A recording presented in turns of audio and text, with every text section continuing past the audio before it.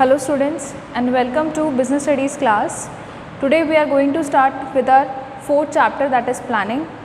In our last videos we had covered the importance, meaning, limitations of planning. Today we are going to see what are the external limitations of planning. Last की video में मैंने आपको बताया था कि planning की कुछ limitations होती है, जिसमें मैंने ये बताया था कि प्लानिंग क्या होता है, अनसर्टेन होता है, जिसकी वजह से रिस्क बहुत ज़्यादा होता है और बहुत सारी ऐसी लिमिटेशंस बताई थी मैंने प्लानिंग की। अब वो जो लिमिटेशंस थी वो हर ऑर्गेनाइजेशन में सेम होती है, हर ऑर्गेनाइजेशन के लिए वो एक डिसएडवांटेजेस हैं। अगर वो प्लानिंग करते हैं तो उन्हें उन लिमिटेशंस का भी ध्यान में रखना पड़ेगा। वहीं आज मैं आपको कुछ बताऊँगी एक्सटर्नल लिमिटेशंस। एक्सटर्नल मतलब जो हमारे ऑर्गेनाइजेशन के बाहर के इन्वायरमेंट में जो चेंजेस आते हैं उसकी वजह से कुछ हमारी प्लानिंग पे जो है असर डालता है, ठीक है, उसकी वजह से कुछ इफ़ेक्ट आते हैं हमारी प्लानिंग के ऊपर। तो क्या एक्सटर्नल लिमिटेशंस हैं ये आज हम देखेंगे। तो फर्स्ट है हमारा नेचुरल क्लैमिटी। नेचुरल क्लैमिटी आपको पता होगा, नेचुरल जिससे अर्थक्वेक हो गया आपका, ठीक है, फ्लड हो गया, और अभी आपको पता है कोरोना वायरस चल रहा है, तो ये भी क्या है, नेचुरल क्लैमिटी है। तो इसकी वजह से जो हमारे इन्वायरमेंट में चेंजेस आते हैं तो हमारी प्लानिंग भी क्या होती है, इसकी वजह से बहुत ज़्यादा इफ़ेक्ट होती है। अब अगर अर्थक्वेक आ रहा है, फ्लड आ रहा है, तो वहाँ की जो इकोनॉमी होगी, वहाँ के जो लोग होंगे, ठीक है, वहाँ पे इन्वायरमेंट में चेंज आया होगा, जिसकी वजह से क्या होगा, आपके बिज़नेस के ऊपर भी बहुत ज़्यादा इफ़ेक्ट पड़ेगा। आपका बिज़नेस भी कहाँ होता है, सोसाइटी के अंदर ही तो होता है। तो मान लीजिए अगर अर्थक्वेक आया है, वो आपके बिज़नेस में भी आया है, मान लीजिए अगर उस एरिया के अंदर अर्थक्वेक आया और आपका बिज़नेस भी वहीं है, तो कुछ ना कुछ इफ़ेक्ट जो है आपके बिज़नेस के ऊपर पड़ेगा। तो इसकी वजह से आपको जो प्लानिंग करनी होती है उसमें एक ही सबसे बड़ा डिसएडवांटेज होता है नेचुरल क्लैमिटी। ये बहुत ज़्यादा अनसर्टेन होता है, हमें नहीं पता कि कब ये नेचुरल क्लैमिटी इन्वायरमेंट में आ जाती है, ठीक है। नेक्स्ट है चेंज इन कॉम्पिटिटर्स पॉलिसी।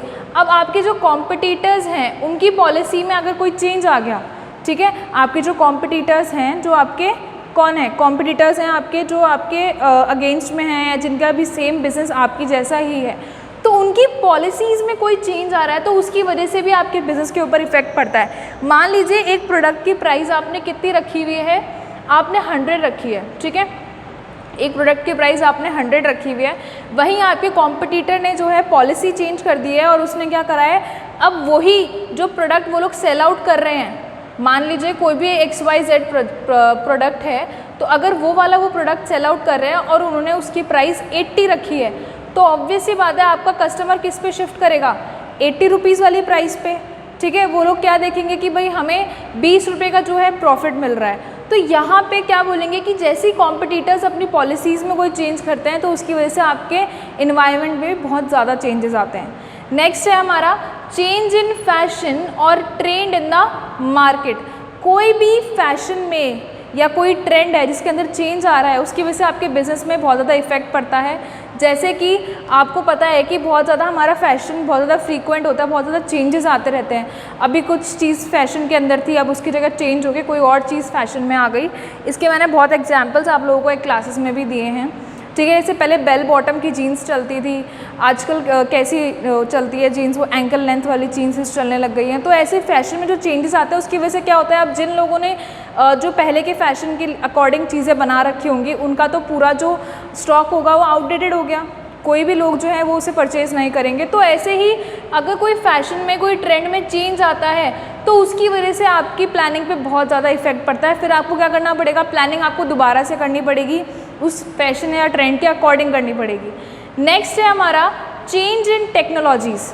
अगर आपकी टेक्नोलॉजी में कोई चेंज आ रहा है, आपकी टेक्नोलॉजी क्या हुई है, अपग्रेड हुई है, तो उसकी वजह से भी आपके बिजनेस पे, आपकी प्लानिंग पे बहुत ज़्यादा इफेक्ट पड़ता है।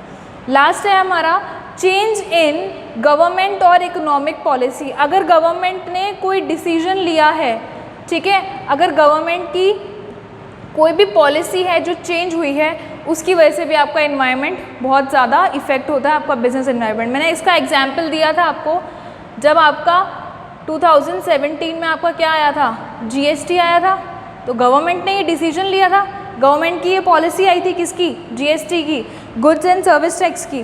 तो इसकी वजह से जो भी आपके इन्वायरमेंट में चेंज आया उससे आपकी प्लानिंग पे भी बहुत ज़्यादा इफ़ेक्ट पड़ेगा।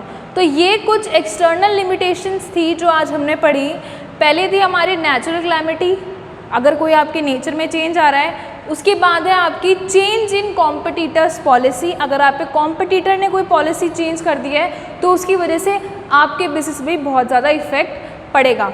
नेक्स्ट है फैशन और ट्रेंड, कोई भी फैशन या ट्रेंड में कोई भी चेंजेस आ रहे हैं। उसके बाद टेक्नोलॉजी में चेंज आया या फिर गवर्नमेंट ने कोई ऐसा डिसीजन लिया या कोई इकोनॉमी पॉलिसी ऐसी आई है जिसकी वजह से आपके बिजनेस के ऊपर इफेक्ट पड़ रहा है। तो ये सारी जो एक्सटर्नल लिमिटेशंस हैं ये आपकी इन्वायरमेंट के बाहर की है, आपके बिजनेस इन्वायरमेंट के बाहर की है, जिसकी वजह से आपके ऑर्गेनाइजेशन में चेंजेस आ रहे हैं। ठीक है, तो आज हमने एक्सटर्नल लिमिटेशंस देखी हैं।